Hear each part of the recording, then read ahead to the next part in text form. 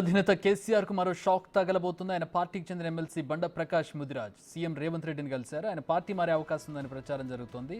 Car దిగి కాంగ్రెస్ కండువ కప్పుకుంటారని చెప్తున్నారు. ఈ నేపథ్యంలో ముఖ్యమంత్రిని బండ ప్రకాష్ ముదిరాజ్ కలవడం ప్రాధాన్యత సంతరించుకుంది. మరి deputy bureau chief Sadiq join అవుతున్నారు. దీనికి సంబంధించి సాదిక్, ప్రకాష్ ముదిరాజ్ ఏమన్నా మాట్లాడారా? పార్టీలో జాయిన్ అయ్యే అవకాశం ఉందా? ఎందుకంటే ఈ మధ్యకాలంలో ఎవరు పార్టీ కీలక నేతలను కలిసినా లేదా రేవంత్ రెడ్డిని కలిసినా పార్టీలో జాయిన్ అయిపోతూ ఉన్నారు. ఎస్ శక్తి, దీంట్లో ప్రధానంగా ఒక అంశం చాలా కీలకంగా ఉంది. ముదిరాజ్ సామాజిక వర్గం తెలంగాణలో అతిపెద్ద సామాజిక వర్గం. ఆ సామాజిక వర్గం చెల్లి మంత్రి పదవి ఇస్తామని ముఖ్యమంత్రి పిసిసి చీఫ్ రేవంత్ రెడ్డి ఎన్నికల సందర్భంగా చెప్పినట్టు సందర్భం మనకు తెలిసింది. దీంతో ఇప్పుడు కాంగ్రెస్ పార్టీలో గెలిచినటువంటి ఒక వ్యక్తి ఉన్నారు, వాకిటి సిఆర్ ఉన్నారు. ఆయన తప్ప మిగతా ముదిరాజ్ సామాజిక వర్గానికి సంబంధించిన వారు ఎవరు లేరు. సో ఆయనకే మంత్రి పదవి వస్తుందని కూడా అందరూ ఆశిస్తున్నారు. సో ఆయనకే ఉంటుందని అంటున్నారు. అయితే ఈ తాజాగా ముఖ్యమంత్రి రేవంత్ రెడ్డితో బండ ప్రకాష్, డాక్టర్ ఎమ్మెల్సీగా బీఆర్ఎస్ ఎమ్మెల్సీగా ఉన్నటువంటి డాక్టర్ బండ ప్రకాష్ ముదిరాజ్ ముఖ్యమంత్రి రేవంత్ రెడ్డితో కలవడం అన్నది రాజకీయంగా ప్రాధాన్యత సంతరించుకుంది.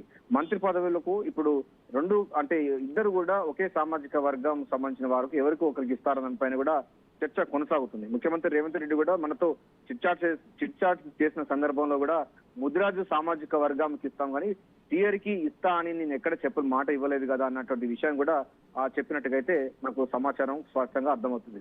సో ఎమ్మెల్యే లేకపోతే మంత్రిగా ఇచ్చేనా, ఎమ్మెల్సీలోకైనా ఎవరికైనా ఆ సామాజిక వర్గానికి ఇచ్చినట్టయితే 6 నెలల్లో ఎన్నికలు వస్తున్న నేపథ్యంలో ఆ సంబంధించినటువంటి వారికి మళ్ళీ కేబినెట్ లో తీసుకునే అవకాశం ఉంటుంది అన్నట్టు విషయం కూడా చర్చనీయాంశంగా మారింది. సో ఇప్పటి వరకు అయితే మనకు ముదిరాజ్ సామాజిక వర్గం చెంది కాంగ్రెస్ పార్టీకి వలసలు కొనసాగే అవకాశం ఉంది.